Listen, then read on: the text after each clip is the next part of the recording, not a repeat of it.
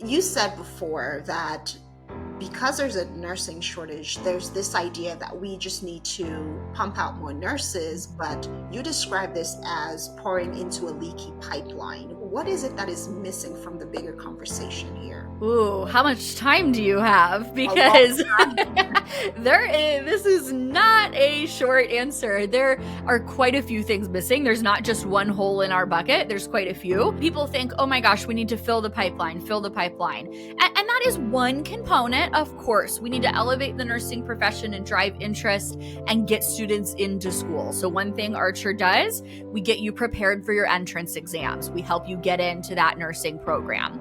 But that is only one component because we can flood that pipeline as much as we want. But if it pours into a bucket with 100 holes, then we end up with nurses who are leaving the bedside in 2 years, Right. and this whole thing spirals, right? So, what are some of those holes? Number one, burnout. We do not have enough support for our frontline healthcare workers, our nurses. The staff ratios, nurse to patient ratios, are often not where they need to be.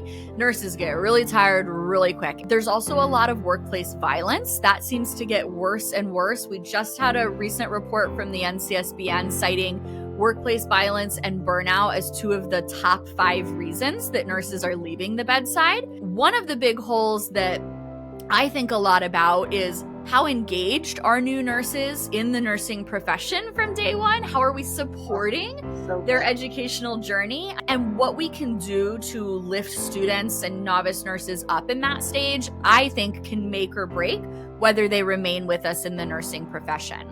So that's things like supportive new grad nurse residency programs that incorporate mindfulness and emotional intelligence, emotional regulation.